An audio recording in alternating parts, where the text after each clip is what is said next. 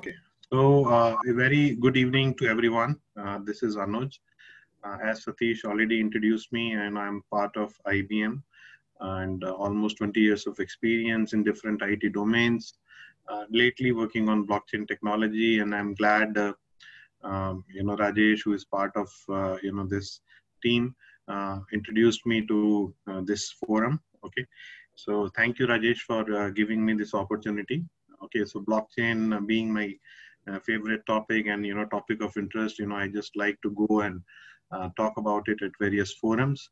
And I'm glad I've got an opportunity to speak with such an intelligent set of people around. Okay, so thank you for giving me this opportunity. So, so maybe I think without taking much of the time, I'll start. Um, we will start with a basic introduction about the technology and how the blockchain actually evolved. Okay, then we'll talk about what is the blockchain market and what are the growth prospects that we are looking, how it is going to change and the complete spectrum of IT technologies in the future. We'll be talking about some of the enabling technologies. So blockchain itself is not a new technology. It's actually an amalgam of different technologies that are existing for many years. And we'll be talking about some of these technologies. We'll be talking about some of the common blockchain platforms that exist, and how they are actually differentiated, and what we can expect to achieve from all these platforms. And then we'll be talking about some of the use cases and also some of the products that actually IBM is working on blockchain technology. So I see a hand being raised by Aman. So do you have a question on the onset itself? Maybe Anup, you can just continue, because sometimes in the platform people by mistake also may press hand. So we'll have the Q&A at the end, requesting all to put your questions in the Q&A window. Yeah, you can continue. If you can put the presentation in the presentation mode, that will be good. Some comments I'm seeing. Okay. Great. I hope it is better now.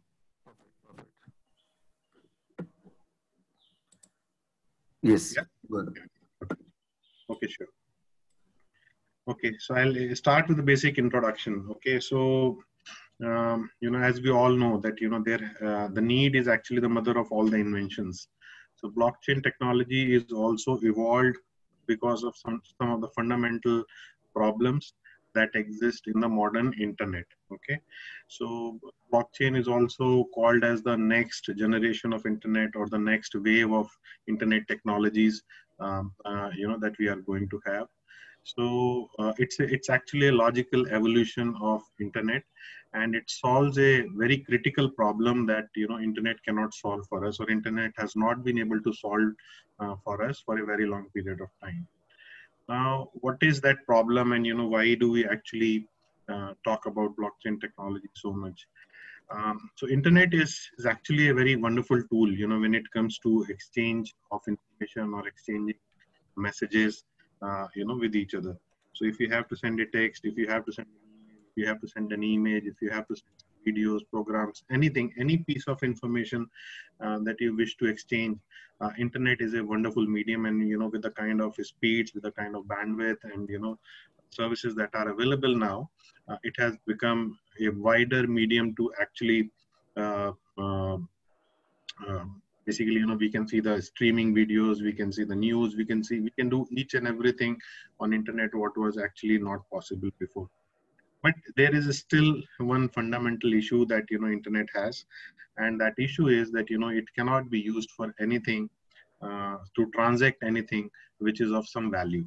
Okay, so for example, if you want to transfer the money on the internet, just by using the core features of internet, you cannot transfer that money.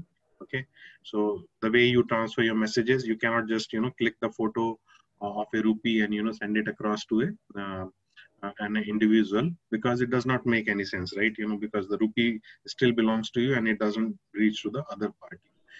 So similarly, anything, for example, if the value is not only money. Okay, so value can be anything else. For example, if you have a painting that you have done, you cannot send it across on internet. Just by clicking the photo, you cannot pass the intellectual property rights, and it can be shared across with all the participants, once your painting is leaked on the internet.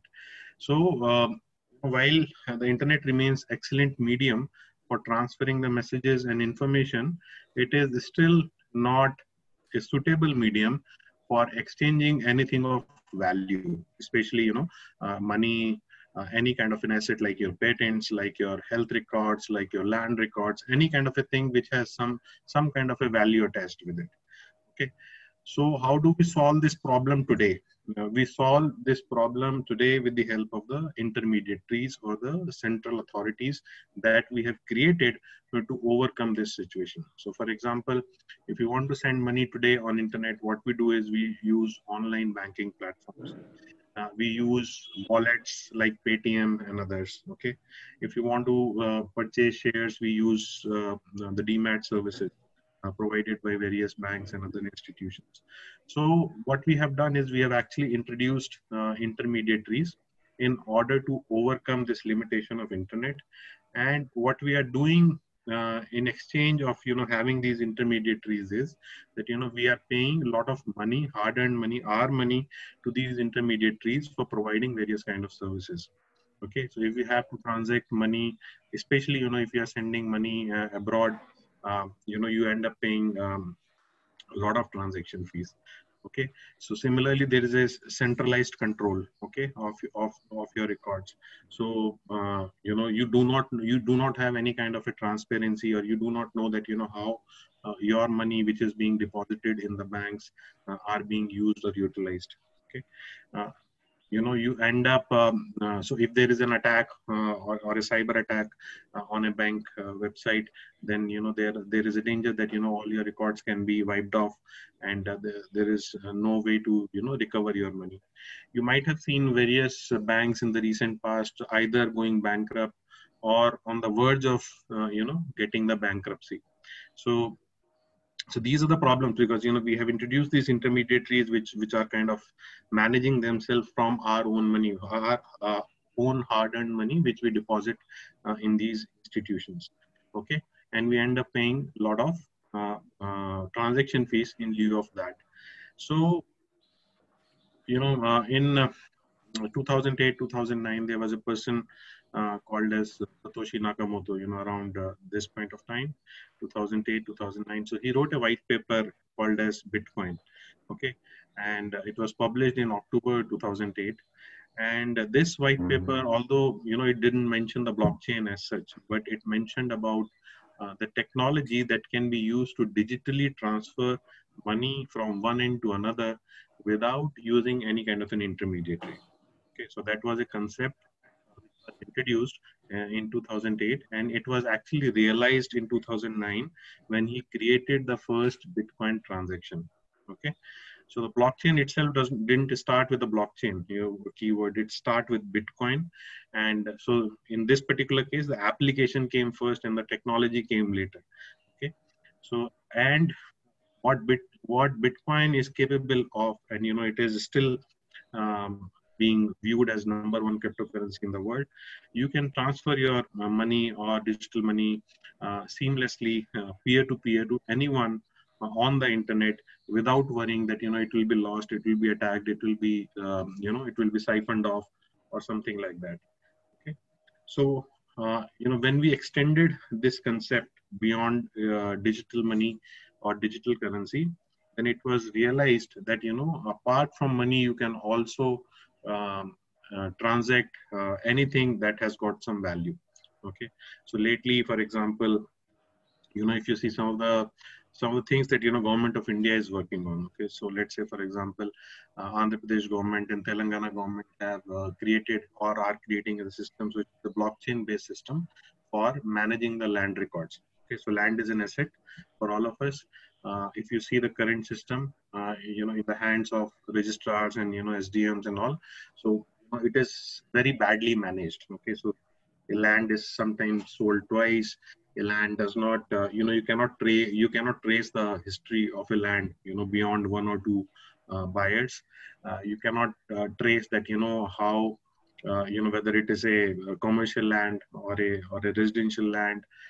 And you have to go to a lot of places, giving a lot of documents to basically identify the sanity of the your land record. So multiple state governments are working on putting the land records on blockchain, so that your land transfers can be done seamlessly without having these intermediaries. All your records can be secured using that. Similarly, if you see, there was a recent announcement from Honorable Prime Minister Modi about a health card for all Indian citizens. So your health record is also a kind of an asset for you, right? So how do you manage that asset independently without having any kind of a intermediary body? So that is again a project which is going to run on blockchain based system. Okay. So it helps solving various problems. It eliminates intermediaries. It eliminates various kind of a limitations that intermediaries bring. Okay. It gives more freedom to us. It gives, we can do real time transactions. So all these things, which you're seeing on the right side, it brings trust and transparency into the internet, which does not exist. So before this blockchain also, there were avenues like Napster, etc., where we used to do P2P networking, but it was never a trusted and a transparent source of information. So when you are transferring file on a P2P network, you don't know, whether a virus will come or a file will come. So that all is eliminated by using the blockchain technology. There is no centralized control. There is no possibility of having a double spending, because when you are digitally transferring something, you always have a chance of double spending. Like, you're sending the money twice to two different recipients at the same time. Right? That is again something which is taken care by the technology, and it is not possible, when you are using the blockchain. So it started in 2009, and it kept on evolving. And eventually it was realized that capability of blockchain is not limited to the digital currencies. It can be extended to other areas as well. And when you want to extend a particular technology to different areas, you should have a capability to program it, right? And that's when these various blockchain platforms came into the existence. Like Ethereum was the first one, which came around this time, 2015. 2014 and 15, when it was realized that you can write your own we call it as a smart contract, or a piece of a software that can define that what transactions can move from one place to another place. So, and then after 2015 there were a lot of platforms that have come, like Hyperledger has a suite of products that offers the blockchain stacks. Then you have Coda, you have Quorum, you have multi-chain, you have many blockchain platforms that are available for development of different products around blockchain technology. Okay, so this is a quote from our ex-CEO, Ginni Rometty. So, and you can relate it with what we have already discussed. So what the internet did for communications, blockchain will do for the trusted transactions. So the factor of trust which was missing, and the transactions that we cannot do on internet solely today, will be solved by the blockchain technology. And so we are currently at blockchain 4.0. Okay, so it started with 1.0, where the currency was the sole motto, like Bitcoin, where we can exchange the digital currency. Then 2.0, as I mentioned, Ethereum came into the existence, where you can write your own contracts, or the smart contracts, which was 2.0. And then there are a lot of blockchain stacks that have come, which are industry specific. This 4.0 basically talks about, you have, say for example, there are blockchain stacks available which are only meant for healthcare industry. Or there are blockchain stacks which are available that are specifically meant for banking sector. There are blockchain stacks that are available for resolving the identity related issues or a data protection related issues. So blockchain 4.0 is basically talks about various kinds of standard frameworks, or the industries in the specific frameworks that are coming up or that have arrived in the blockchain technology. Okay. So I can see a few questions. So you want me to take them, or should I take them at the last? We can take it at the end, no issue. Okay, okay. So guys, I'll take the questions at the end. Okay.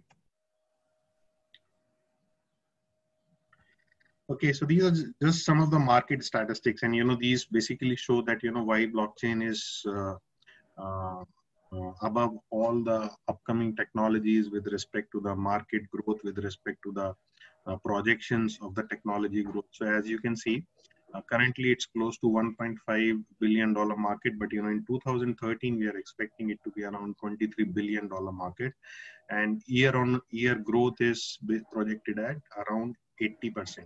Okay, and it's increasing with all these years. So it is one of the fastest growing technology, and you can see the interest growing up. Almost 80% of the CEOs, CXOs are currently considering using blockchain technology in some way or another, especially in their security portfolio, that how they can increase the or get the benefit from the blockchain technology.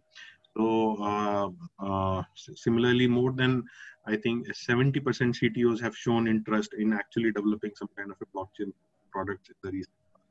And what are the areas within blockchain? You can see in this hype curve. Okay, so this is a hype curve for blockchain business. I think this is published by Gartner. So you can see that currently it is on the rise for advertising, customer service. You will not see many application in these areas as of now, but you will see that it is very highly used in supply chain. Okay, so supply chain industry is one of the biggest adopter of blockchain technology as of now. Similarly, you will see the blockchain applications in insurance, education, life sciences, cryptocurrencies, healthcare, gaming. So these are among the top of the charts as of now. And then in the future, we are looking some blockchain applications in the government sector.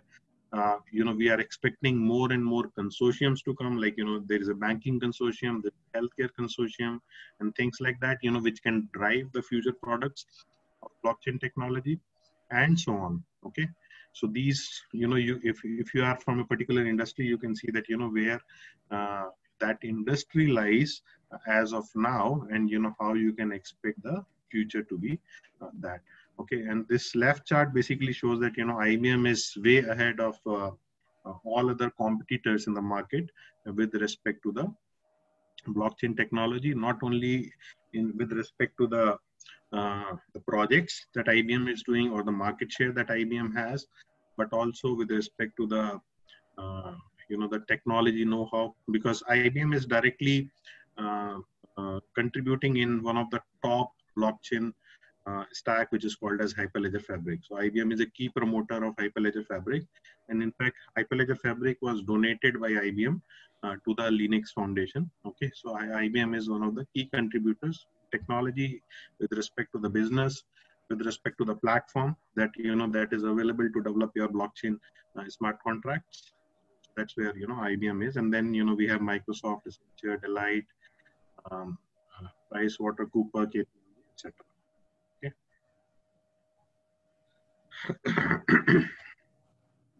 This is again a simple chart which basically shows that how we are expecting the growth of blockchain technology. So I'll not take much time on this, just for your eyes to have a look. So we are expecting 16 times investment from ICO. So ICO is the way you launch your cryptocurrency in the market. So the way you launch your shares in the market, like in IPO, in a cryptocurrency world, it's called ICO, or initial coin offering. Okay, so there is a huge increase in the ICO investment, and there are more than 1,600 cryptocurrencies in the market that exist today. Okay, and $2.1 billion global spending in 2018, 20 billion, as I told you that we are going to have almost 23 billion worth of market by 2023. There are different countries who are adopting blockchain technologies to the fullest. Like, for example, Japan has started creating their own parallel currency, which they call it as crypto yen. Okay, and they will start using it in parallel to their fiat currency. Similarly, Dubai is like on top of the adoption of blockchain technology. So they are creating the first e-passport based system, which is a blockchain based system. They are also creating a e-dinar, which is a cryptocurrency based on blockchain, and they will run it parallel to their fiat currency. And slowly, the fiat currencies will start getting obsolete. It is expected that by 2050, at least 60 to 70% of the currency world, the digital currency world, will move to the blockchain based implementation, even if it is a country centered currency. Okay. Job wise also, blockchain jobs are currently highest in demand. If you see the LinkedIn data, if you see the data from any job portal, the blockchain jobs are highest paid and highest in demand. Again, a small footprint of what IBM is doing. So IBM is like number one. It has got more than 500 blockchain engagements. So IBM is doing multiple things. IBM is developing some products. Okay, we'll see towards the end that what those products are. What IBM is also doing, IBM is filing several patents or several intellectual property. IBM is also partnering with various customers to develop the customized products. IBM is training their resources. So there are more than 6,000 practitioners which are trained within IBM in blockchain technology. And this is a bit old data, right? So the situation now is even much more better. Okay, so now let's move on. What are the key enabling technologies and what actually blockchain is? Okay, so we have seen that it is going to shine in the future, and but what blockchain is, and how does it actually differentiate from a conventional system? So blockchain is nothing but a digital ledger or a digital database. Okay. And the beauty of this database is that, these are some of the properties of this database. Like, the first property is that it is append only. Okay. You cannot delete any previous information. You cannot delete any data from the blockchain system. And there are some key characteristics because of which you cannot delete. Okay. It is an append only system. You can only write at the end. Okay. You cannot delete any previous information. The data in the blockchain ledger is always immutable. Immutable means you cannot modify it. Okay, it is secured using various cryptographic algorithms. Okay, so hashing is one of the key algorithms, which is being used in blockchain to secure any information that goes into the blockchain technology. So the moment you try to modify any information in the blockchain, it will immediately notify you that, okay, there has been some change, and therefore, you need to revert back to the original data. Okay. It is always audit ready. Now it is always audit ready because, you can completely track the trail of information that goes into the blockchain.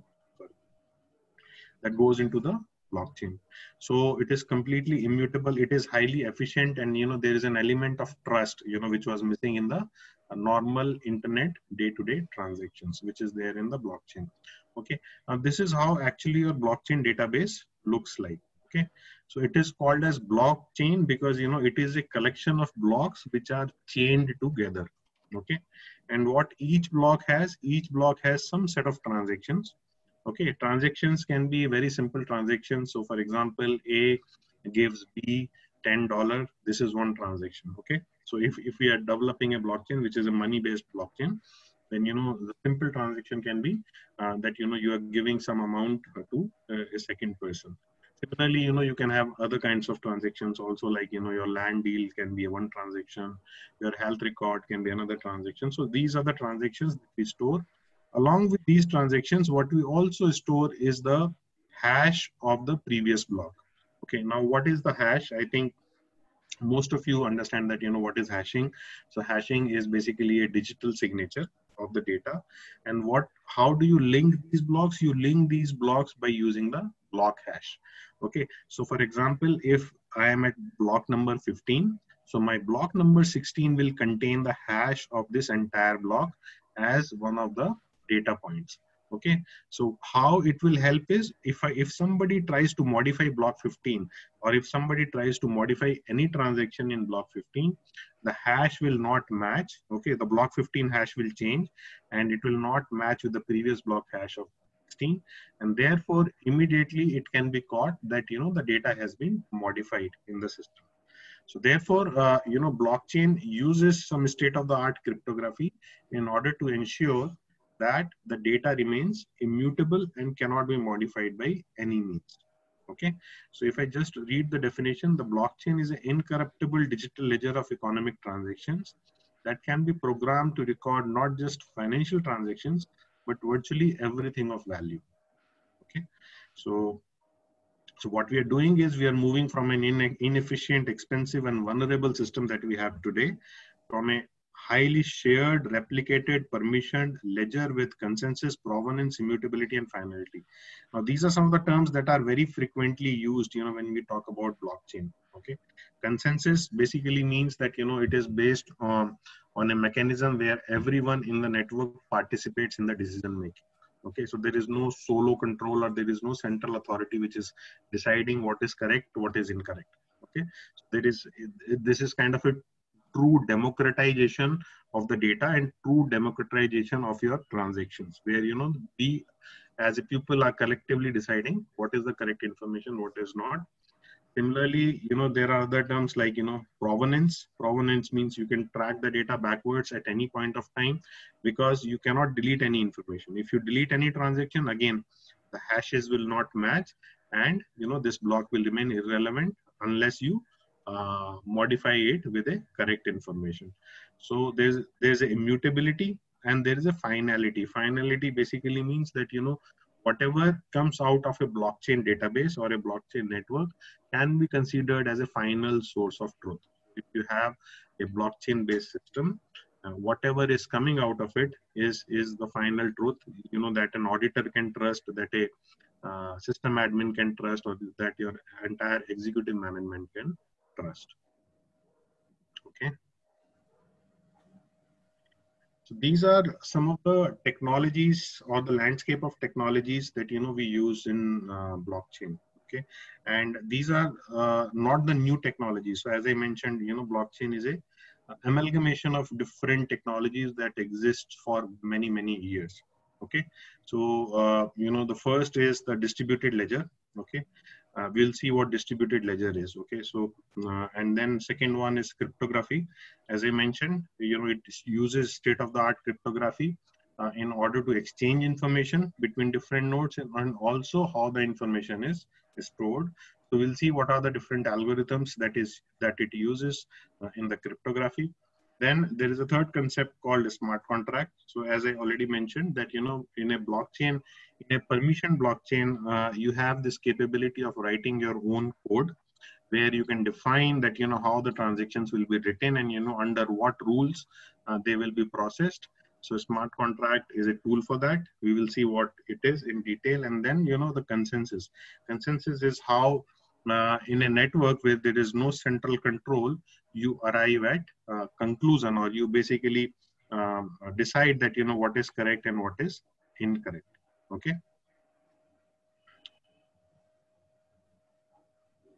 Okay, I hope I'm not going too fast, because there's a lot to cover. So I'm just trying to. So let me know, in case you feel that the things are moving a bit faster. I'll try to slow down. Okay. So what is a distributed ledger? Okay, so the first characteristics of a blockchain, or the first technology landscape of blockchain, is a distributed ledger. Now, a distributed ledger is a network that consists of autonomous computers that are connected using the distribution middleware. They help in sharing different resources and capabilities to provide a single integrated coherent network. So, currently our systems are like this, where, we have a centralized system with a centralized control. And then the second category of systems are decentralized systems. So decentralized systems are also centralized in nature, except for the fact that, we prepare some, or we give some master nodes to the different locations. Okay, so for example, if Amazon has a big network across the world, okay, Amazon, by the way, and all these e-commerce websites that we use are again the example of the centralized control authorities. And when you purchase something from these e-commerce websites, we end up paying a lot of transaction fees, 10%, 20%, 15% transaction fees, so that to ensure that, we get the right services. Okay. So, all these e-commerce websites, all these, food ordering websites like Zomato, etc., all these websites by which we do the cabs, these are all examples of centralized control, or the centralized systems that we have. What we achieve by using the centralized system, we achieve, we trust these systems, because when we order something on Amazon or eBay or Flipkart, we know that uh, we'll get the item on time, and we can we can see we will assure that it will be of a defined quality. Otherwise we'll be able to return it. We are also assured that the cost that we are paying is the right cost of it. But uh, Amazon might also be decentralized, because they might be having the servers at different country level location or a geo level location. So they might have a to India, seeing the workload. So it is a decentralized, but ultimately everyone reports to a central server only. The third category is distributed system, which is a feature that the blockchain technology uses. So in a blockchain world, there is no central control, or there is no central system which is governing your data, or which is governing your network. Okay, it is individual nodes, all the terminals, which are collectively governing the network. Okay, so if you see the Bitcoin network today, so there is no one which is governing the network. If I initiate a transaction, it is not checked by any central authority. So it is collectively checked by everyone in the network, and when there is a consensus that okay, this is the right transaction, then only it goes through, and it is actually marked as complete. So that's the beauty of a distributed ledger. Okay, and if you talk about from the security perspective, it has a wider application, because it is very, very easy to attack a centralized system, because there are, although you can put all levels of security in a centralized system, but still, because there is a single point of control, it is easier to attack these kind of systems, rather than a distributed system where everyone is having a secured copy of your distributed ledger. Okay. Similarly, one of the very widely used use case of blockchain is a distributed storage. Okay. So there are various websites for distributed storage, like there's one classic example called Storj. Okay. Storj allows you to use your storage requirements using the distributed network. So your data is not stored in any of these nodes, but rather it is distributed among all these nodes in a random manner. So if somebody wants to steal your data, even if it is able to hack one or two nodes, he or she will not be able to basically get all the information from the distributed network. So therefore, again, from the security perspective also, the distributed systems of the distributed network, along with the security of blockchain, the cryptographic security that the blockchain system, because distributed systems are existing for past many years, but they have not been able to provide that kind of a security. And when it combines with the state-of-the-art cryptography that blockchain uses, together it proves that it is much more secure than the traditional centralized or a decentralized system. Okay.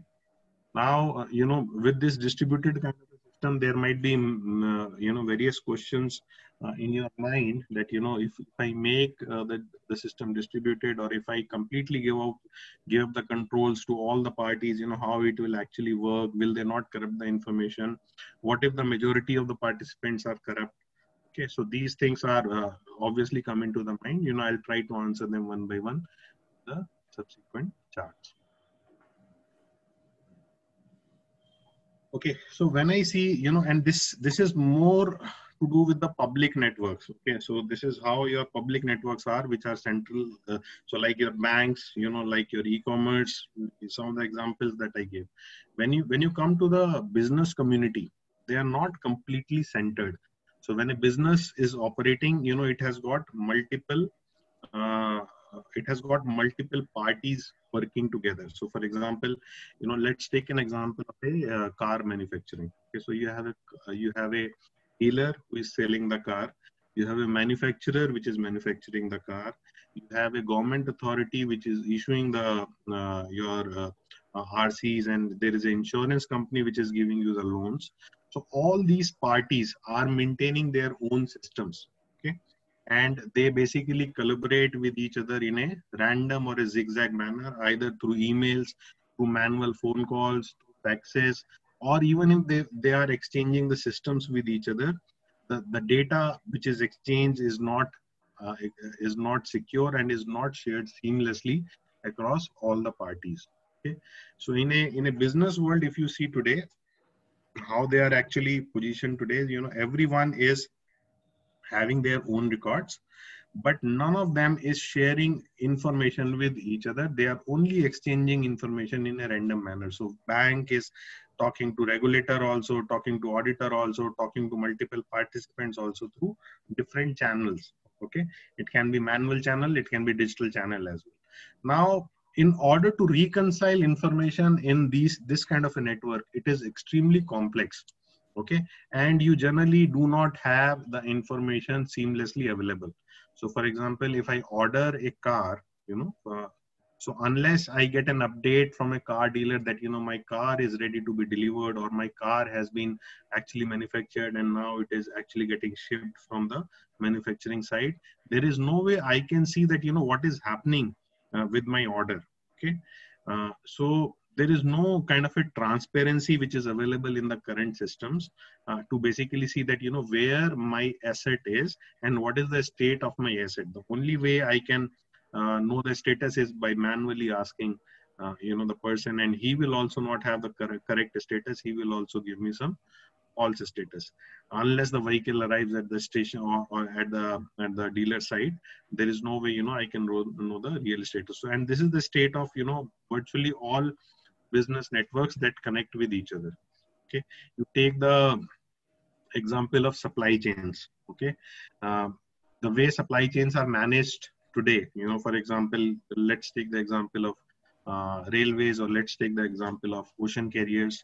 There are so many parties that interact with each other, and you know, the way they interact with each other is highly inefficient, and you know, your shipments are basically stuck at multiple ports for, you know, the reasons which are not good reasons for them to stuck, just because the information sharing is not seamless, the information sharing is not secured, and they are using the methods which are highly inefficient, expensive, and vulnerable. Similarly, you know, if you see other examples, like, you know, your hospital records or your medical records are not effectively shared with the insurance company. So insurance company, whenever they give insurance, they generally ask you to go to, you know, to have all the tests done. And then when you go for a claim settlement, they generally rely on the information that are given by the hospitals. You manually submit all those records, they verify it. Sometime insurer come to the hospital, see that you know, your records are correct or not. So, you know, the current system, the way it is managed, is highly manual in nature, and it needs lot of reconciliation, lot of efforts to ensure that the data that you are having in the system is correct. Okay, and everyone understand the same data. So it is highly inefficient, expensive, and vulnerable.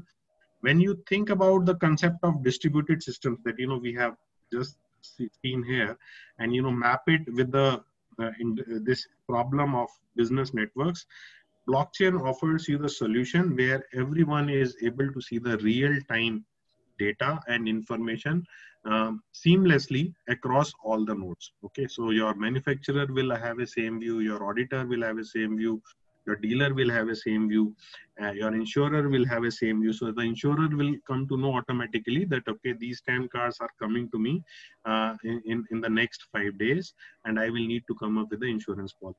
The loan department will come to me, okay, I need to release the loan for these many people. This is my pipeline, and this is how it is. And you know, it will have the same copy of information all across. Similarly, in the medical world, if you see the way your insurance claims are settled today, you know, you will have a system where, you know, the moment you are admitted to the hospital, it automatically intimates to the insurance party, okay, that, you know, there is a hospitalization for this valid reason, certified by the doctor, certified by a medical professional. So your claims automatically starts getting settled down, okay, without any kind of a manual intervention, without any kind of a intermediaries which are managing these transactions for you. Okay, so this is the advantage of using the blockchain technology in a business network per se. So if you see what blockchain offers for a business network, it offers a shared, replicated. Shared means it is distributed across all the nodes. Replicated means it is replicated in the real time. Everyone will have the same copy of the ledger. Okay, so this is one beauty of the blockchain system, that everyone will have the same copy of the ledger. So even if the one copy is compromised, it will immediately be replicated from the neighboring node. Okay, it is a permission. So permission ledger means that it will have a limited access to the parties who should have the access for it. So all your blockchain business networks are not public network. Public network is a network where everyone has access to the data. So for example, if I install the Bitcoin wallet today, I can have the entire ledger stored in my machine, and I can see all the transactions backward. I can see my transactions. I can see any transactions in the system. But in a permission network, which are specifically created for business applications, we do not share it across the entire world. It is permissioned. It is, it is only visible to the participants, which should actually see this information. Okay, and consensus means that it is in agreement with all the parties. Okay, with provenance, immutability, and finality. Right. So. Okay, so now moving to the second most important features of or the technology aspect of blockchain technology, and that is basically your cryptography. Within cryptography also, we have got two major things. One is your encryption and another is your hashing. Okay, so whenever you transfer message from one node to another, it is encrypted using the conventional PKI or a public key interface. We use asymmetric encryption in blockchain technology, and this example is specific to Bitcoin, but you will see the similar implementations or a higher grade implementations of encryption in some of the modern stacks. In fact, if you see the modern blockchain stacks, they will give you the flexibility of choosing your encryption that you want to build in your system. So you can have encryption from a very high grade encryption technology as well. So a simple example is that you have a combination of a public key and a private key. If you are sending a message using the public key of the recipient, then only recipient will be able to view this message or use this message by using his private key. Private key is not shared across with the participants. Public key is visible or shared with all the participants. So it's just like your email username and password. While your email username is you can send your email address to everyone who is authorized to send you an email. You might not tell your password to everyone, but because that is the only key with which you can open your email, right? So similarly, I think because all of you are from the security background, so you must be knowing that what is cryptography, what is encryption, what is PKI, and how it is being used. So in modern world, even all websites are also secured using TLS or SSL certificates that come along with the website. So even the browser tells you that the site is not secured if it is not HTTPS, right?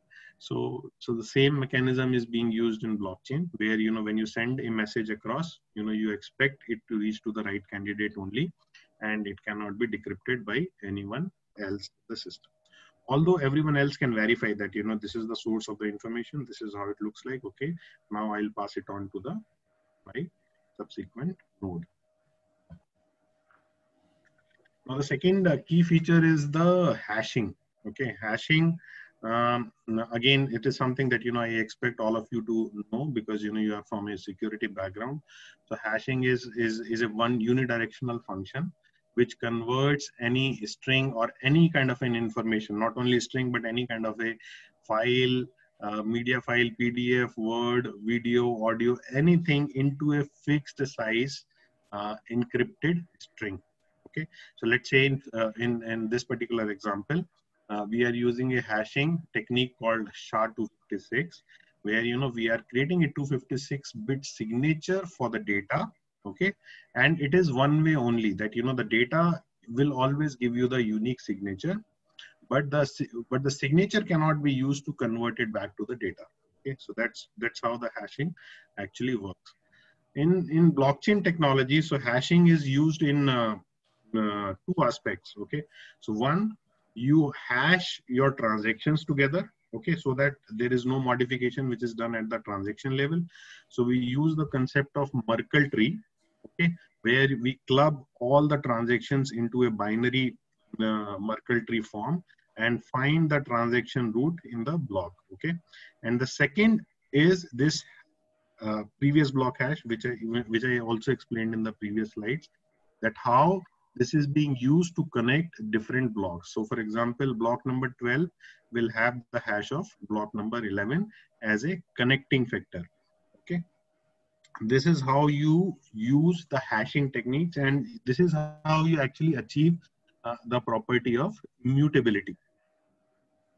Okay, immutability is achieved only with the help of hashing. There is no modification possible by any party, and even if it is done, you will immediately come to know that there has been some change which has been done to either a transaction or at a block level, and you will immediately discard that chain and replicate a fresh chain from the network. Okay, maybe if you allow, I can show you one simple example.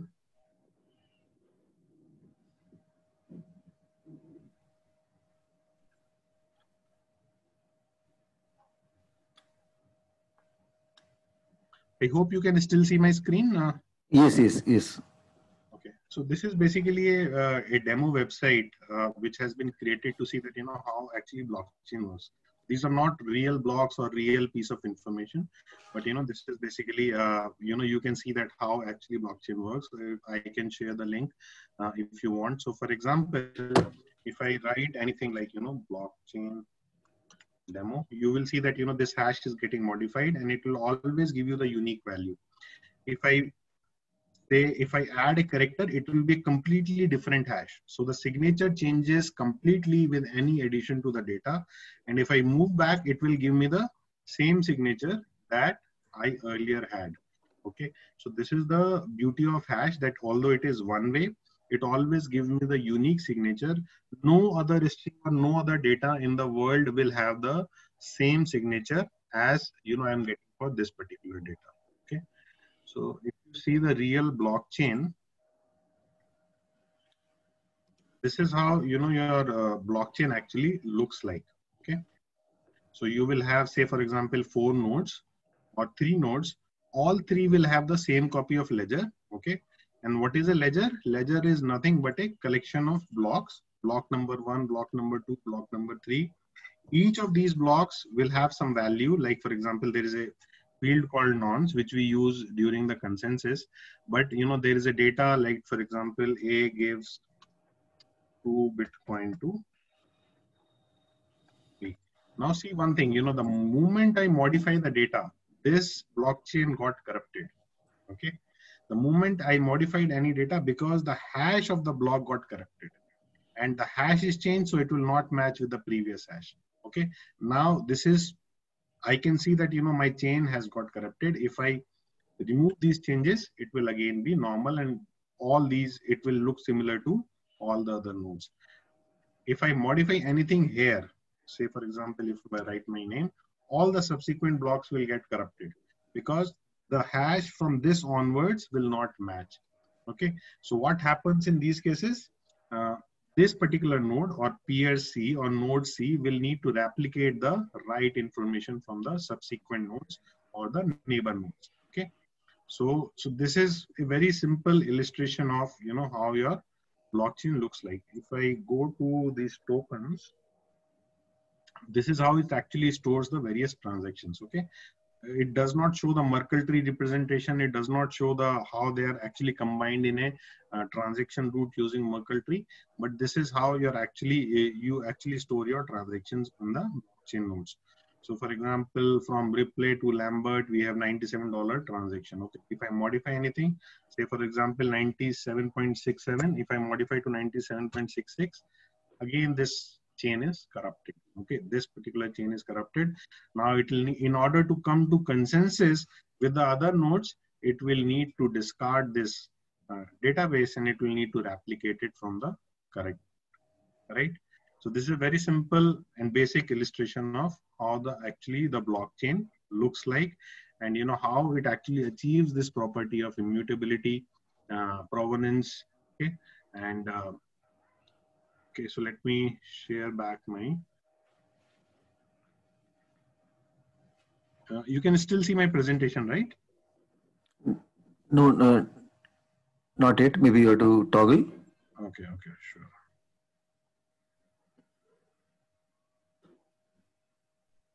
Now is it visible? Yes. Now it's visible. Yeah.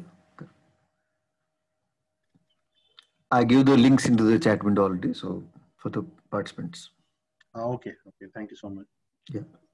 Okay, so that explains, the cryptography part of it. Now, the third and the most important concepts about blockchain is the concept of a smart contract.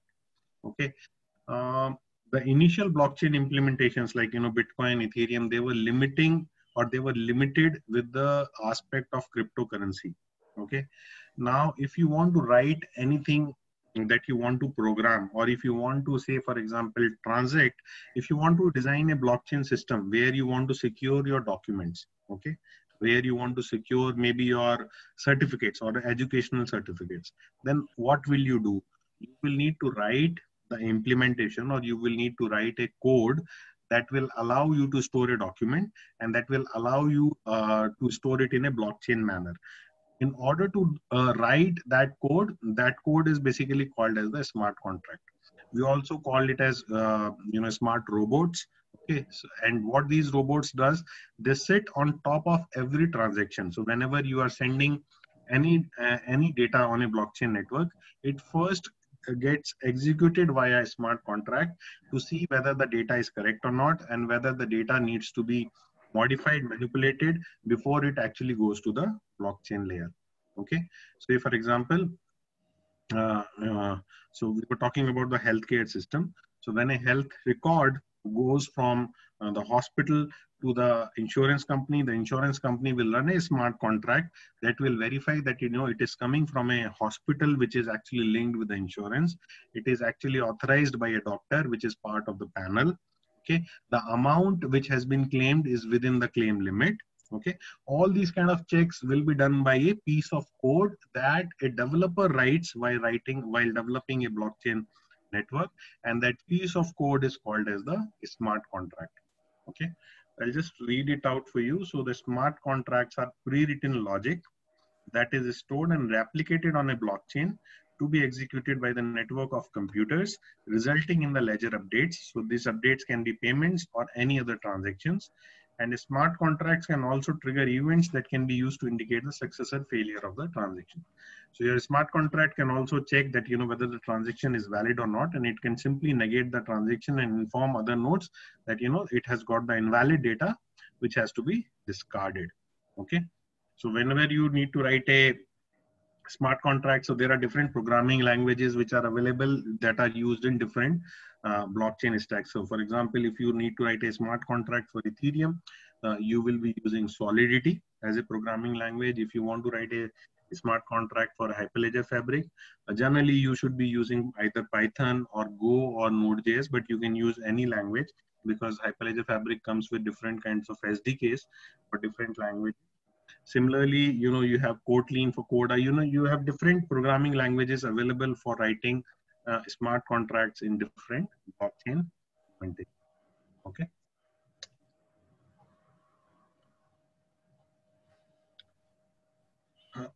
And the fourth and the most important aspect of the blockchain technology is consensus, because we are talking about a distributed system with no control as such of a centralized authority, with no one actually in control of the transaction. Then how do you ensure that the system will not get corrupt? How will you ensure that I will not initiate a wrong transaction? How will you ensure that, for example, a very simple example, if I have a $10 balance in my account, and if I initiate a transaction worth $20, how will the system make sure that, you know, I actually possess $20 and, you know, I can do this transaction, yes or no? So that's why this concept of consensus came into the existence. Okay, actually, this concept of consensus came way back in the Second World War, you know, when we didn't have these walkie-talkies and modes of communications available for the army persons to talk with each other. So there, you know, there's this classic problem which you called as Byzantine problem, and you know, so there was a Byzantine army which surrounded a particular fort, and you know, if they had to win the fort, they have to attack collectively. So four generals which are in four different directions, if they attack collectively, then only they can win the fort. If they retreat collectively, then they can stay safe. Okay, now how do you ensure that, you know, all four of them are in consensus, or all four of them are basically in a common agreement of a common time to attack the fort? If you send a messenger from one general to another, the messenger might be corrupt. Okay, the messenger might be killed or might be replaced by the enemy. Okay, the general himself can be corrupt. So there might be different scenarios in which you can actually transmit the wrong information. Okay, or maybe, you know, one general is receiving one information and passing some information to the second general. So this problem of consensus is there in existence for many years, but you know, it was I think in early 2000s, it was there are different algorithms that came to resolve this problem. In Bitcoin, we use an algorithm called as proof of work, which is listed here. In Bitcoin, we use a algorithm called proof of work. What proof of work basically does is it ensures that each and every party or each and every participant which is authorizing the transaction, and that, you know, that participant is called as miner, and anyone can try to become a miner or a validator. That particular person has to do a certain amount of work in order to prove that, you know, he is actually authorizing the right set of transactions. Okay, so this is one algorithm. You know, I'll not go into the detail of, you know, what these algorithms are, because, you know, they are itself a huge topic. We don't have that kind of a time with us, but, you know, what I'm trying to tell is that, you know, these are some of the algorithms that are available in the digital blockchain world, which are available to be used in order to achieve the consensus among the parties which do not trust each other otherwise. Okay, so like, you know, you have proof of stake, you have delegated proof of stake, you have ledger based consensus, you have round robin consensus. So you can have a voting kind of a system also, like, you know, we have in a democracy a voting kind of a system. Say for example, if 51% says okay, this is the right, then okay, we accept this as a right. Again, you know, from the voting, I just remember that, you know, e-voting is also one of the key applications of blockchain technology, and that is very relevant in this time of COVID-19, where, you know, you can have a digital voting platform can be given to the voters. Okay, and they can vote from their mobile devices and their laptops, the same kind of security authenticity that we have today, while the person manually goes there and, you know, press a button onto the voting machine. Okay, so I think these proposals have already been reached out to the governments, and, you know, they are considering to use these in various forums. IIT Delhi is currently using a e-voting based platform in order to conduct their internal votings. Okay, there is a country called Estonia which is using the e-voting platform, and all of them are blockchain based platforms. Okay, where, you know, everyone is working in a distributed manner. They are validating the votes using the blockchain platform, and there is a real-time counting, real-time results which are displayed, and you can always see the your vote, that it has gone to the correct person, how it is registered. You can see the trail of information across the board.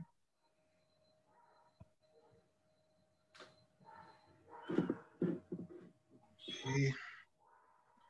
So now let's see what are the types of blockchain technologies that are available. So although there are multiple types, like, you know, there is a public blockchain, there is a private blockchain, there is a consortium blockchain, there is a hybrid blockchain.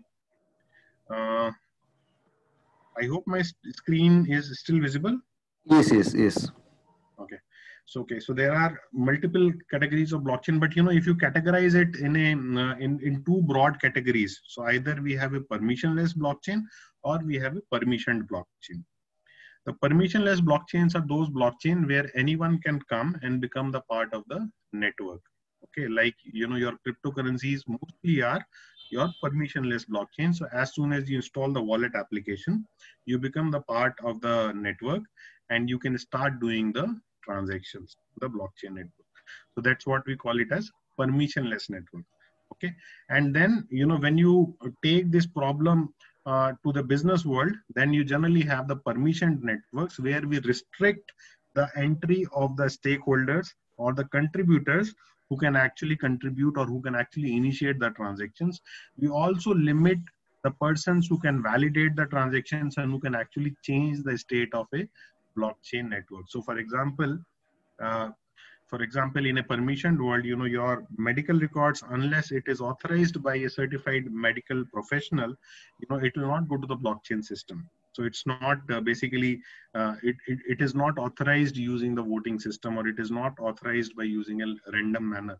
It has to be a particular person who will stamp it that, okay, this is a valid piece of information, and then only it will go to the blockchain. Okay. Similarly, if you see other examples, like, I talked about the land record, etc. So one of the stakeholder who will be approving your registry on a land record will be your registrar. So your registrar can act as a party who can actually authorize your transaction before it moves to the system. Although it will be visible to everyone, your transaction will be visible to everyone in the network, whosoever is part of it. But there has to be some kind of an authorization. There has to be some kind of a identity access management level controls that are needed in order to manage your permissioned network. Okay. Now, when this blockchain actually become very, very popular in 2017-18, then it was, some people were beginning to think that, every problem in the world can be solved by blockchain. Actually, when you see the first presentation, you seems like, that why can't I use this technology in my area of work? But, it is actually more of a hype than a reality. Okay. Blockchain is not the solution for every problem in the world. Okay. Now, we talked about multiple things, when we discussed about blockchain. So unless there are multiple parties, and unless there are parties who are not do not trust each other, okay, then it is not necessary to have a blockchain based system. Rather, it is best to use to have a database or a centralized database which you can secure by using some of the security mechanisms that are available to secure your database. So if you see, this is a typical decision tree, and there are many decision trees that are available. I'm just taking one very simple example. So the first thing is that, do you need to store the data? Yes or no? Okay. If yes, if no, then, of course, the blockchain is not required. If yes, then are there multiple writers or not? If not, then again, you don't need the blockchain. Okay. So unless there are multiple parties, unless there is a problem of trust, unless, you need to decide that, what goes into the ledger, by some kind of a democratization, you do not need blockchain. Can this be used by using some kind of a third party? Okay, TTP. So if a third party is well versed, in doing or validating this transaction without compromising the trust transparency, then, it's better to use a TTP based systems. Are all writers known to each other? If they are known to each other, then probably there is no problem of trust, right? If they are not known to each other, then go to the permissionless blockchain. Okay. If they are known to each other, then basically go with the if they all trust each other, then don't use blockchain. If they do not trust each other, do you want the data to be visible publicly, then go for public permission blockchain, otherwise go for a private permission blockchain. So this is the decision tree that you can use. Apart from that, also there are many complex decision trees that are available. I've picked a simple one for the sake of clarity, that you can use to basically check whether your business problem that you're actually working on is a blockchain problem or. Okay. Now, what are the common blockchain platforms? So we have talked about various blockchain implementation. The first one, I'll not take much time in these slides because I think we have only half an hour, and then, I'll go for the question answer session. So, the first one, which is very, very extremely popular and from where the blockchain technology actually started is the Bitcoin. Okay. It is a flagship blockchain application, and it is basically used to transfer the digital currency. It encourages peer-to-peer transactions. It is used for worldwide payments. There is no single ownership, etc. The downside is that we do not have any kind of a smart contracting capability. So it is what it is, and it is only used for that.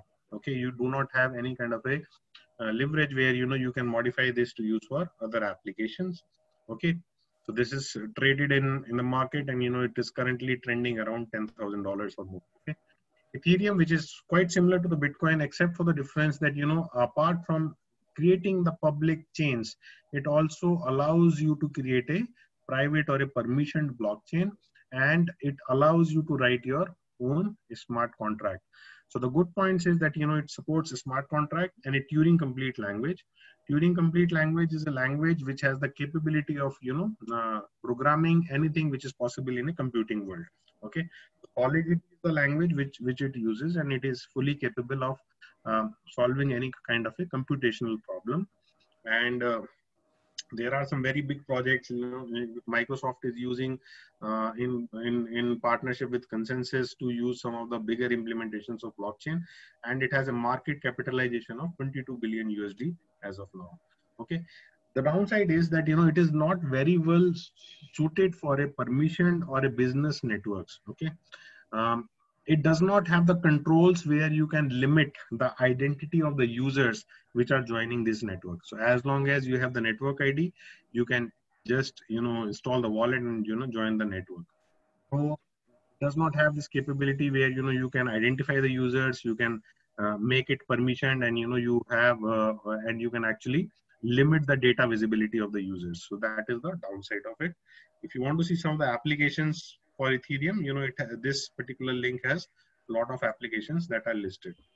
Now, Hyperledger Fabric is one of the most popular and highest in demand permissioned blockchain that is there in the market. It is promoted by IBM. Okay, although there are more than 120 members consortium which are developing this, but I think the major contributor in this area is IBM. It is an open source implementation. Anyone can write or anyone can basically create a blockchain network using Hyperledger Fabric. Okay, the good part is that it is enterprise grade, highest rated blockchain platform for business. Okay, it is highly modular, so you can plug and play any kind of a consensus algorithm. You can plug and play your cryptography algorithm. You can plug and play anything that you want, which is available. And you have this identity access management. You have the permission ledger. Even within the permission ledger, you can create a sub permissions for a certain set of users to perform certain activities. Okay, so it is not a a classic blockchain implementation per se, but it is one of the best suited blockchain platforms that are available for business, okay, that are being used by various companies. The downside is that the development cycle is long and complex. It is not very easy to develop the applications on blockchain Hyperledger Fabric, and you do not find the resources who are trained in blockchain very easily, and you have limited understanding of technology. So if you are a full stack developer, if you are a blockchain Hyperledger Fabric developer, you don't have the shortage of jobs in the market. Okay, there are n number of jobs which are available. The link below basically gives some of the POC applications which are available on IBM website, which are available for everyone to see, download, use, consume, and see that how actually blockchain permission network works. Okay. Coda is again a very strong competitor of Hyperledger Fabric, and it is specifically meant for the financial applications. Okay, so whenever you are creating an application for trading, whenever you are creating an application for say, for example, if you want to track the entire life cycle of an asset, for example, gold, then the Coda is one of the blockchain implementation that allows you to create your network using it. Is again a permissioned blockchain, and the company which is promoting this is R3. Okay. Ripple is again one of the blockchain implementation. It is more of a cryptocurrency which is used for transactions across the countries. Okay, so for example, if you need to write a solution where if you want to send say dollars from India to US, how can you send it without using the intermediaries or using the processes which are currently being used? So currently it goes to the bank, then it goes to the RBI, it follows certain regulations, goes to the bank in US, then it follows certain regulations there, then it goes to the bank, which is the receiver of the currency. It takes around 5-7 days currently, in order to transfer money. So how can you eliminate this? The Ripple is the answer to that. So Ripple allows you to create a system where you can transact from rupee to Ripple and Ripple to dollar, dollar to rupee to Ripple, Ripple to Ripple, and then Ripple to dollar. So it is used for basically digital payment, creating a digital payment network across the world. IBM is using this in one of the solution called as WorldWire, okay, which is a solution where you can transfer the money from one country to another in a very fast manner. Okay. Now these are some of the use cases. Although there are n number of use cases, but these are some of the selected ones which generally IBM shares with the client. So the first is the shared reference data. So in a in a world where multiple parties are collaborating and transferring payments to each other, the banking routing codes often change. Okay, and you do not know that when the routing code changes, so you manually transact and get this information from the other parties. If you have a shared reference data, or if it is a blockchain based system, all these updates on the real time, even if it is done by one party, will be visible to everyone. So you do not need any kind of a manual reconciliation. You do not eliminate the cycles in getting the information and then transferring the money. It is always updated in the real-time basis. The benefit is that it is consolidated, consistent data set, reduce error, near real-time access to the reference data, naturally supports the code editing and routing code transfers between the participants. Another major example, and this is one of the classic example of blockchain technology, because supply chain is the biggest market of blockchain after cryptocurrency. Okay, so after cryptocurrency, this is the most widely used application of blockchain technology. IBM has a product called as TradeLens, okay, which is used widely for supply chains. Okay, and we'll see that what TradeLens is in the subsequent slides. So what it does, it provides the provenance of each component part in a complex system which is hard to track. Okay, and manufacturer, production date, batch, even the manufacturing machine program, everything is visible to everyone. Okay, so blockchain holds complete provenance details of each component part. It is accessible by each manufacturer in the production process, the aircraft owners, maintainers, and government regulators. So everyone knows that what is coming up, where it is stuck, what process it is currently going through, where are the inefficiencies in the system, and how the real-time sharing of information can help multiple parties to resolve any kind of a conflict that exists. Okay, so even if you see within the organizations, there are several business units, and those business units fight with each other in order to do their claim settlements. Okay, because say for example, within IBM we have GBS, GTS, various other business units. So if GBS is using some of the GTS capabilities, they will file a claim, and then there will be conflicts within the same BUs to settle those claims. So again, a blockchain based implementation, which again IBM has done even within its own BUs to settle the claims in the real time, and that has saved a lot of cost for these business units. Audit and compliance, from the security perspective, this is one of the biggest use case that exists. Okay, so consider a system. What is the typical problem that an auditor faces? The typical problem that an auditor faces, that how does it know the validity of the data?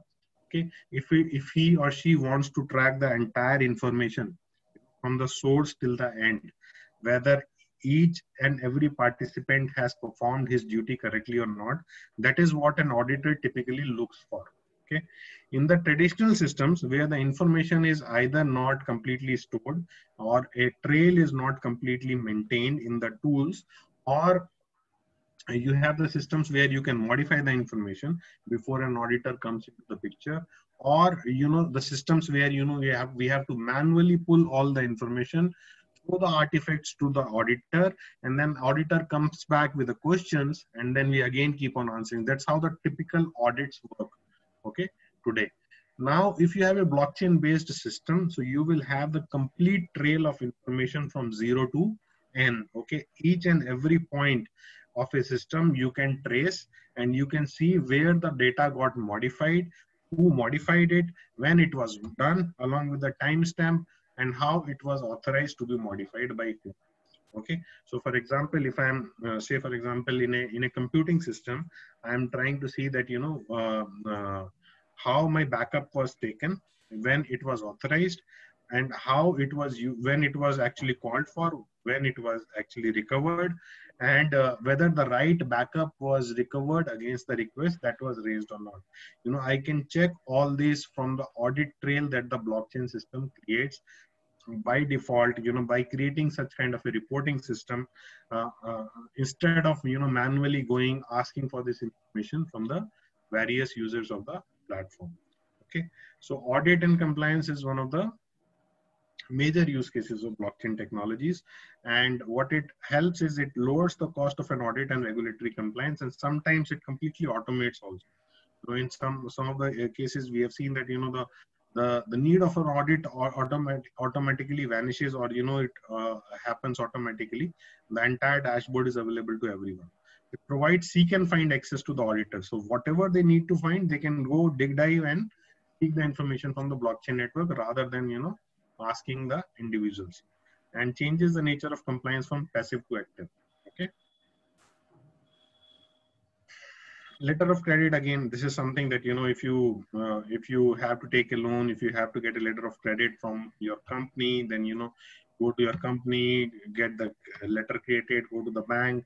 If this all information is shared across a blockchain network, then this is accessible to everyone, and it increases the speed of execution, etc. So these are some of the examples that we have.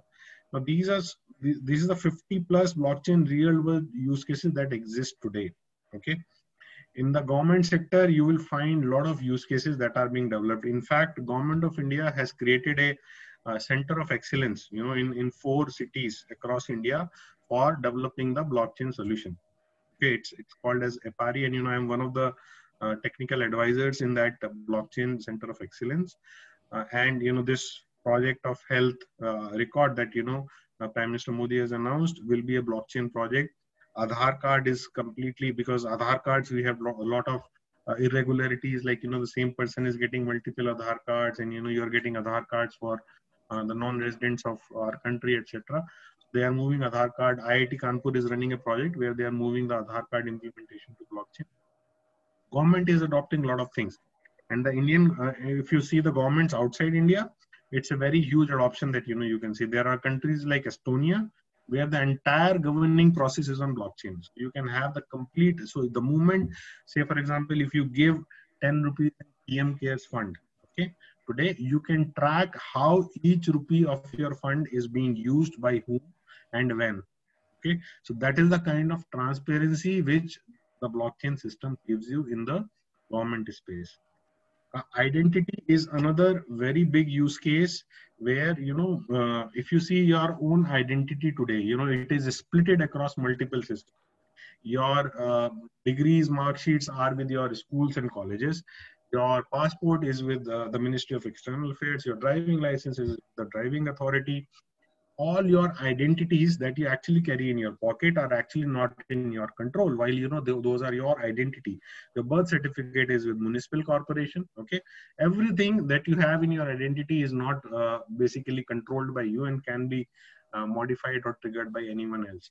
So identity based system on blockchain is one of the classic use case that is being developed by many countries. So if you have a blockchain based ID on your mobile wallet, everything related to you will be available on a single press of a button.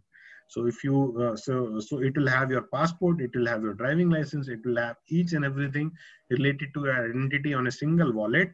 And say for example, if you need to renew your passport or need to renew your driving license, you can simply trigger an application, give your details, and it will go to the blockchain network. It will be authorized by various peers and entities, and your driving license will be renewed digitally. Okay, so that's the kind of a potential you have. Similarly, when you carry your mark sheets across to different companies or different colleges, when you take admissions and they do the process of background verification on all your certificates, all that can be eliminated if we have a blockchain based ID system where we can securely store our credentials on a blockchain network. And all this overhead of identity related work that we do on day-to-day basis, or the companies or the institutions do on our behalf on day-to-day basis, can be eliminated. Okay, so I'll not go in too much details of all the use cases, because they are numerous in numbers, but these are some of the typical applications that you will see. Mobile payments, insurance. Insurance is something that even the Indian banks are working. So SDFC, ICICI banks. ICICI, in fact, is the first bank which has started using blockchain technology for settling the insurance claims. Okay, and now also. So carbon offset. So it is used for green energy also. Enterprise, border control, supply chains, healthcare, shipping, real estate. Real estate is something that the government of India is considering to move to the blockchain after land registry. Energy, land registry, computation, advertising, border control, journalism, waste management, energy, diamonds. Diamonds mineral tracking is again something which is a very big project that is being developed on blockchain, because when you purchase any kind of a diamond, minerals, or any kind of a stone, you want to validate whether it is authentic or not, and where it is actually coming from. Okay, so in order to trace the trail of any asset that you are procuring, you can use the blockchain technology. So again, and all these are assets. If you see that what we are actually talking about, we are talking about assets. So fine arts, national security, tourism, energy, taxation, railways, enterprise, music, fish, all these kind of problems can be handled with the help of blockchain technology.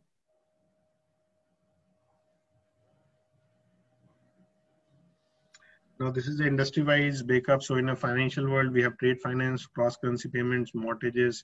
Public sector, we have asset registration, identity, medical records, maintenance supply, loyalty programs, information sharing, claim processing, risk governance.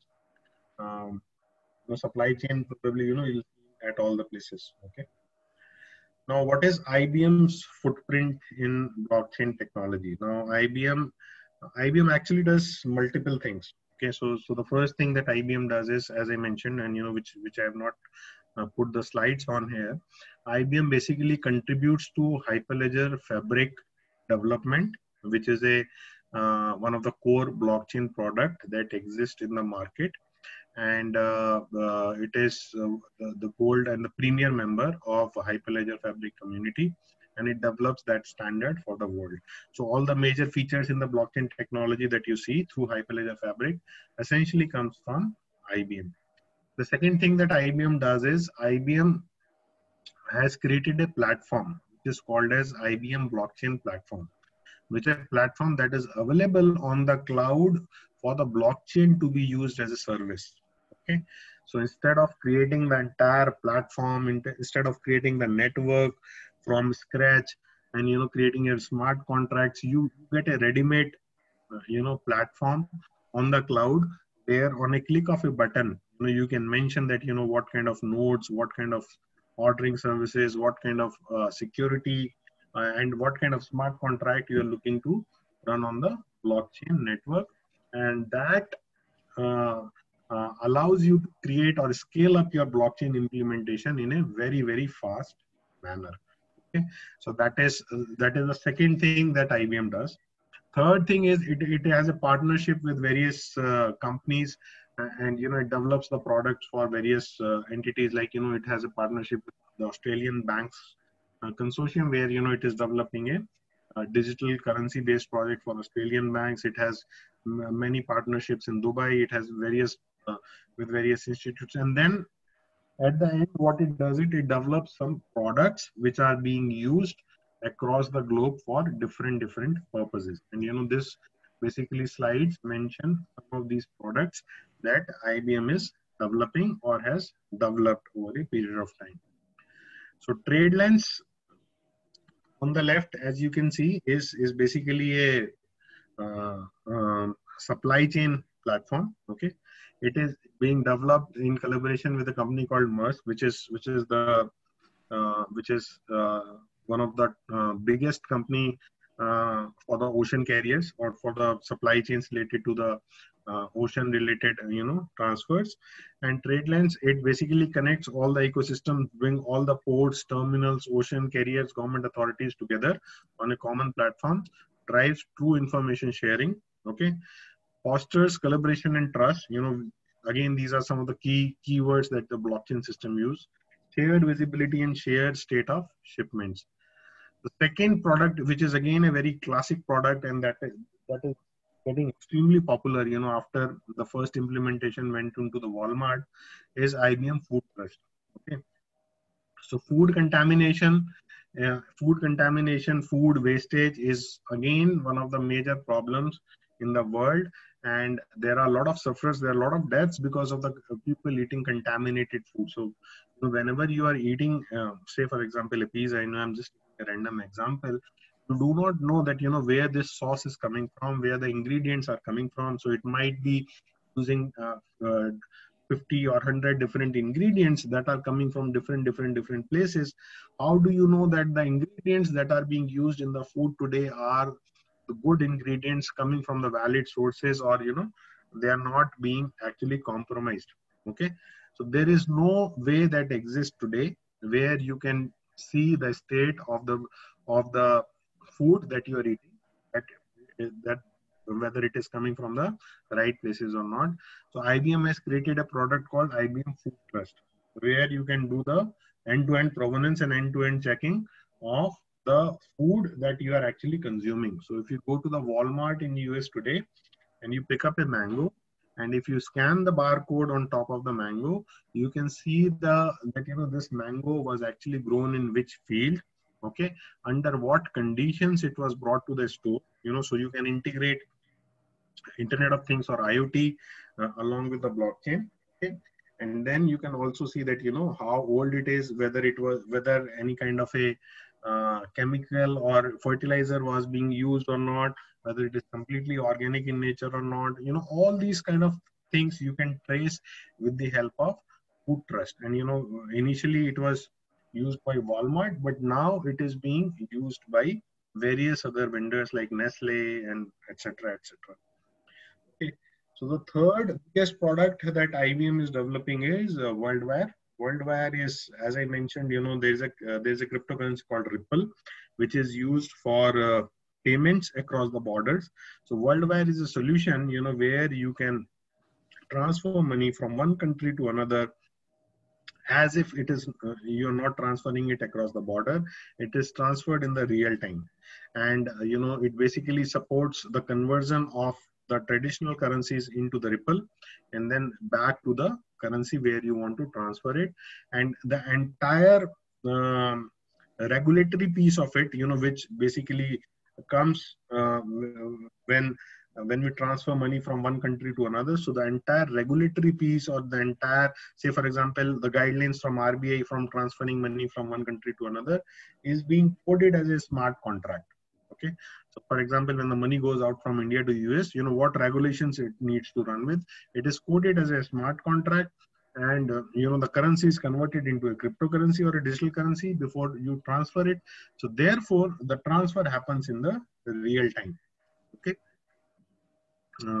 And the last is basically a trading platform, which we also call it as VTrade. Okay, so it is basically a consortium of all major banks, and it is responsible for creating the solutions that are specific to the financial industry, or for the financial institutes, and how actually we can do the exchange of digital assets between the banks, how we can connect the currency with the shares, with the mutual funds, with different kinds of assets together. All these things we do with the help of VTrade platform.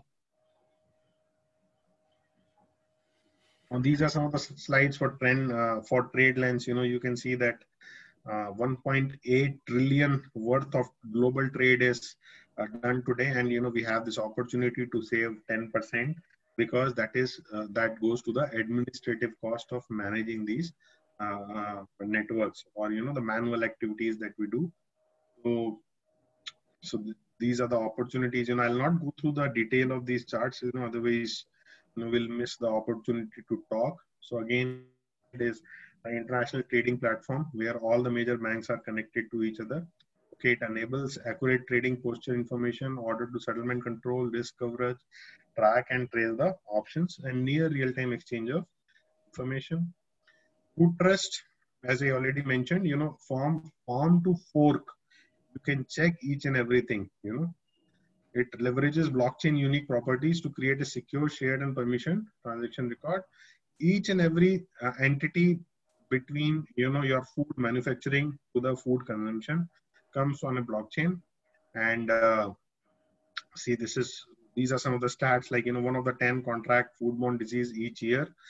So 1 out of every 10th person contract the foodborne diseases. 80% of the packaged food business is paper-based, and 1/3 of the global fresh food is thrown away. So all these problems can be solved using the FoodTrust platform. Okay, again, these are some of the stats. Identity, I told you that, identity is one of the biggest problem, and IBM has developed a product which we call it a sovereign.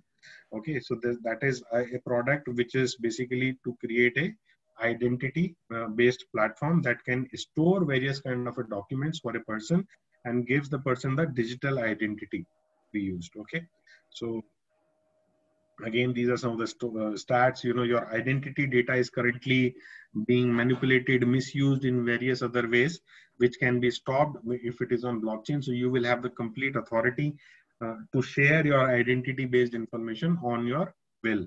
Okay, so on a permission network, you are authorized to share whatever you want to share with whomsoever you want to share. Otherwise, there is no chance that anyone can use your identity data and can misuse it. So currently, what is happening is that most of these companies are basically using my data to generate the business revenue. Okay, so which can be controlled if you have the identity based solution. So self-sovereign identity is the ultimate aim of this product. So this is one of the examples. So for example, if university issues you a certificate, you can use the same wallet application or a digital application to share this information to your doctor. Okay, and then the doctor can share the same digital information to the hospital before they acquire any kind of a medical professional. So these are some of the use cases that that can be solved using the self-sovereign identity. I think that's it. Although yeah, in fact, so very detailed presentation. In fact, so now I think if you can just go to Q&A, if you can see the Q&A window, maybe you can. I know we cannot address all the questions, but maybe you can start from below, because top many questions would have been addressed in your presentation. I'm not sure, but maybe. So should I start from the bottom or should I start from the top? Or you can just look at, there are a lot of common questions also. Maybe if you can just pick up few and which can be, and maybe you can have a quick short. But I'm very happy that it was highly, in fact, very informative. You can see there are 285 participants still live. That it still shows that it's a very interesting presentation. So yeah, I think thank you so much, and because it becomes all the more interesting for the security folks, because this is correct. So there are specific security questions where we can address a few of them. Maybe we can just Sure, sure. I'll try to address as many as I can. Yeah, And thank please, you all please. for the very nice comments. And thank you. Absolutely, you know, I'm delighted to see all these comments which are coming up in the chat. Okay. So, okay. So let me take one by one. Let me try to answer. What are the blockchain specific risks that you compare to a traditional or a typical application risk? Okay. So that's a very good question. So, you know, it's not that, you know, blockchain is completely risk proof or blockchain is completely averted to any kind of an attack. Okay, while the database is secured through the hashing and different kind of a state of an art cryptography, the application that you create, so for example your wallet application, okay, if you are using a wallet application, you initiate your transaction through the wallet application.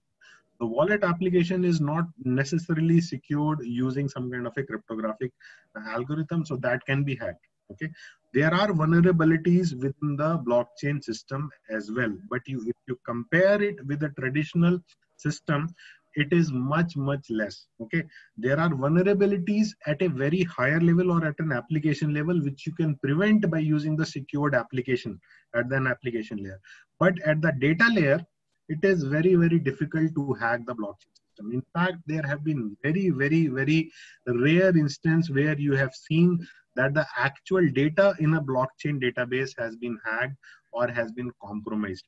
Not being done once, even once in Bitcoin. Not even once. It has been done in some of the other cryptocurrencies. Like, you know, there was a popular hack which we call it as DOA hack, or a decentralized autonomous organization hack, which was done on Ethereum, but that was at a application layer. Okay, not at the blockchain layer, not at the core stack layer. So yes, there are risks, so there are vulnerabilities, but if you compare it with a traditional application, they are very less. So Abhishek, I hope I am able to answer your question. Okay. Regarding trust and transparency, there was a talk that there is a security concern on blockchain. Yes, I think Mohammed Abdul, I think I already answered this. So blockchain is much more secure than your conventional systems, but it's not that it is not vulnerable. It is vulnerable. There are ways, but there are newer standards that are coming up to make it more secure. One of the most vulnerability, or you know, I think this will also answer the other question by Rajesh Ranjan. What is the disadvantage of blockchain technology? I think one of the key things which is coming up along with the quantum computing is that, you know, we will be able to break these conventional cryptographic algorithms, like, you know, for example RSA, like asymmetric cryptography. You know, all these can be broken by the quantum computing, and you know, these kind of things which are coming up. But you know, so we have to make blockchain much more secure by introducing some of the quantum safe algorithms in the system. And you know, it will need a systematic change in the overall methodology. Another thing which is a kind of a disadvantage of blockchain technology, because you are putting the ledger at all the places. Okay, so you are duplicating the information at multiple machines. Okay, so so what happens is it consumes more space, you know, and sometimes you have to trace back to the entire ledger. So sometimes it is more slow. So you know, you have to take care of all these aspects when you are designing your blockchain network. You know, how do you handle these kind of issues? Will your system not become slow enough to be as responsive as it is today? Okay, so all these questions you need to think before you adopt to the blockchain, and how these problems can be solved by some of the newer blockchain stacks is also something that you need to consider.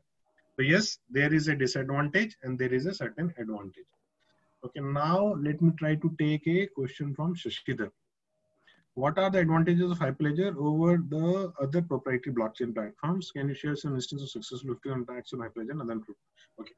So advantages of blockchain of Hyperledger, and you know, I'm specifically talking about Hyperledger Fabric, because Hyperledger also has 7-8 variants. Okay, like Hyperledger has Hyperledger Fabric, Hyperledger Indy, Hyperledger.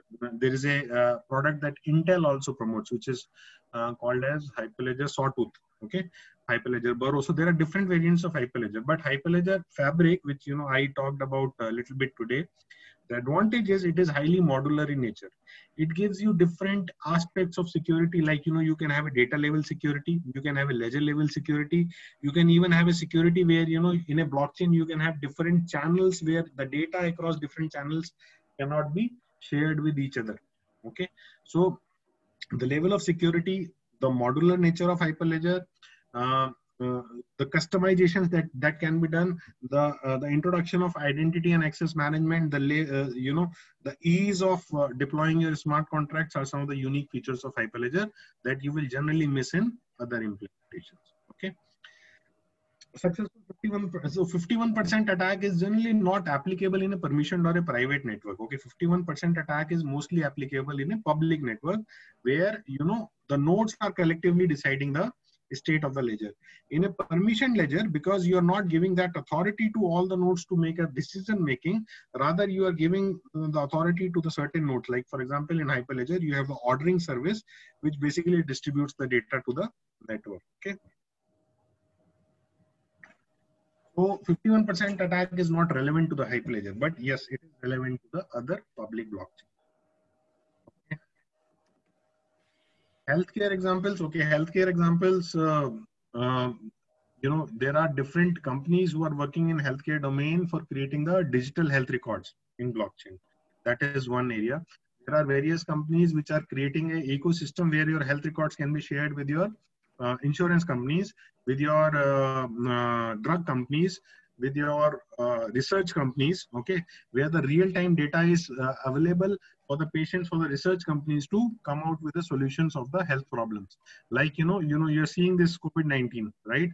So there are multiple research being done, and there's a manual data collection that goes into the system. All this can be automated, if you have a digital health records in place, where where the research companies can directly see the data coming live from the hospitals, and it is shared in consensus with the patient, and then based on that data they can do their research and come up with a vaccine. These are the areas in which healthcare is being done. And then there are also digital currencies which are being developed in healthcare in order to promote the incentivization to the users. So for example, if you consider a case, if you are able to maintain your health parameters, okay, if the doctor advises you something and if you are able to maintain your health parameters, you can get some incentivization from the system, or a health coin that you can use to basically take the insurance policies, etc. So these are some of the use cases in healthcare industry. Okay. Is IBM blockchain proprietary or forked out from Hyperledger? So Shashidhar is asking. Shashidhar, none. IBM uses Hyperledger Fabric. It is not forked out from Hyperledger, or it is not proprietary. It just uses the completely open source version Hyperledger Fabric. What it has done, what is proprietary to IBM is the IBM blockchain platform that it has created in order to use blockchain as a service in the cloud. Okay, so that is a proprietary platform that IBM has created, but that is also created on top of Hyperledger Fabric, which is an open source implementation. Okay. Can blockchain be hacked? Yes, Rajesh. If you attempt to do so, please try to do so. It can. Yes, see, there are vulnerabilities. Nothing is completely foolproof. As long as people can apply their mind, there has to be some possibility of hacking the system. But if you can compare it with the conventional systems, it is very, very difficult to attack. Okay. Okay, Arijit is asking, are smart contracts true in essence of a self-execution? If some manual interventions of parties will be involved as a trigger points, and how can the malpractices be prohibited? So smart contracts are always self-executing. Okay, smart contracts do not trigger some kind of a manual intervention in between. So what manual intervention is there is basically your client application, which will initiate the transaction or which will initiate the smart contract. But the smart contract does not have a kind of a triggering point in between where it will ask for information. Okay, so the objective of the smart contract is to validate, one of the objectives of the smart contract is to validate the information that is coming from your client application. So if your client application is feeding the wrong information, the smart contract should be smart enough to identify that the information which is being given to the contract is not the right information. And because it has the complete copy of the ledger, you should be able to verify that information from the ledger and accordingly send the error back to the client application. So I hope I am able to answer your question, Arijit. Okay. What is the current state of Indian government's cryptocurrency Lakshmi launch?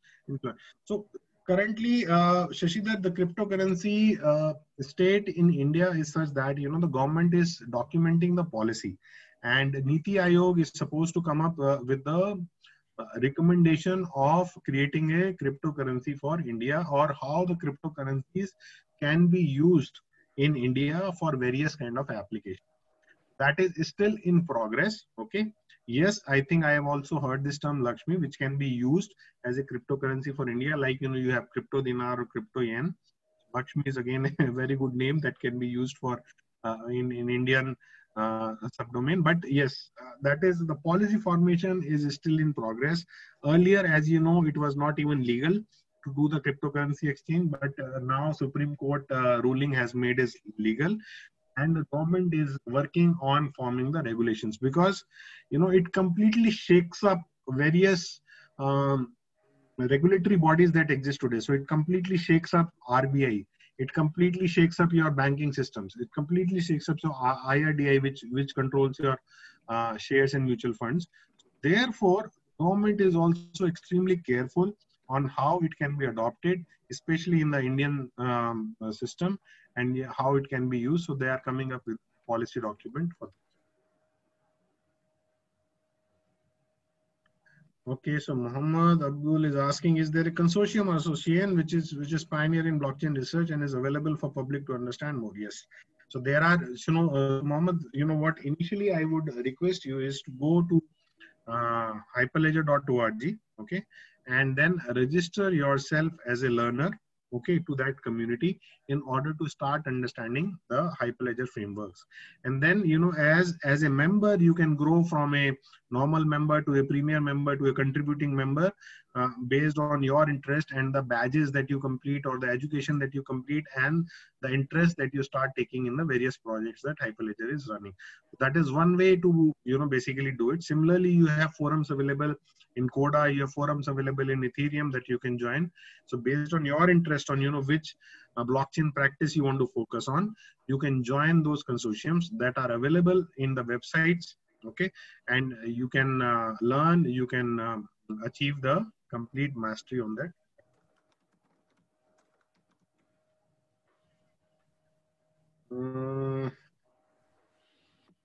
There are many questions, but we can just quickly touch upon important ones, because I think it's difficult to answer everything. Maybe quickly. Yeah, that's what I've seen. The 85 plus questions, we can just club few and maybe some important ones on security ones, just for the benefit. How can you throw some light on cybersecurity enthusiastic? Okay, how can you throw some light on a cybersecurity enthusiastic or beginning his career in the field and learn and adopt the world of blockchain? That's again a very good question. So, in the area of cybersecurity, because cybersecurity is one of the platform where blockchain is used extensively, okay, because it can secure your information, it can secure your data. Okay, so what you can do is, first of all, you need to do a couple of blockchain certifications to begin with. Okay, so there are various blockchain certifications that are available to get the basic information on blockchain technology. And then there are cybersecurity specific learnings that are also available that you can use. So maybe, I'll not be able to share it right now, but I can share this information with Satish on various education learnings, badges, certifications that are available that you can undergo to become a blockchain cybersecurity expert. Okay, so I'll share those links with you, Satish, which you can later distribute to the community. Sure. We'll send that to attendees. Yeah. Okay.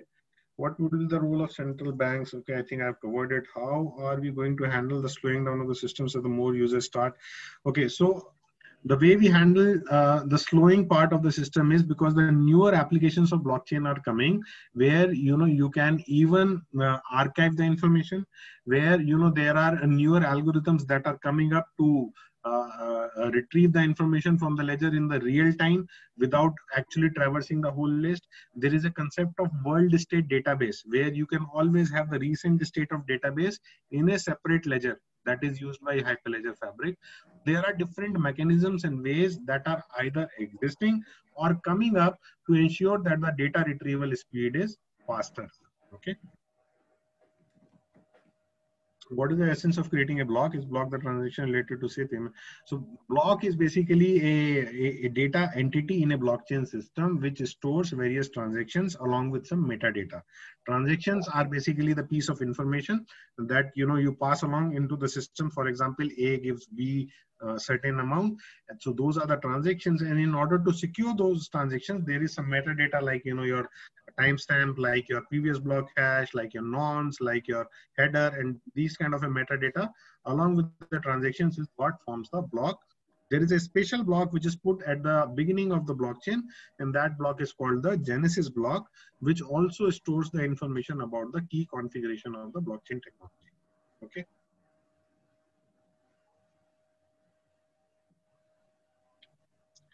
Did digital signature not ensure the trust in the earlier internet-based transactions? No, because Padmaban, if you see the earlier implementations, these technologies were used in silos in different applications. Okay, but when you combine, you need to combine distributed ledger, you need to combine cryptography, you need to combine hashing, you need to combine consensus, then only you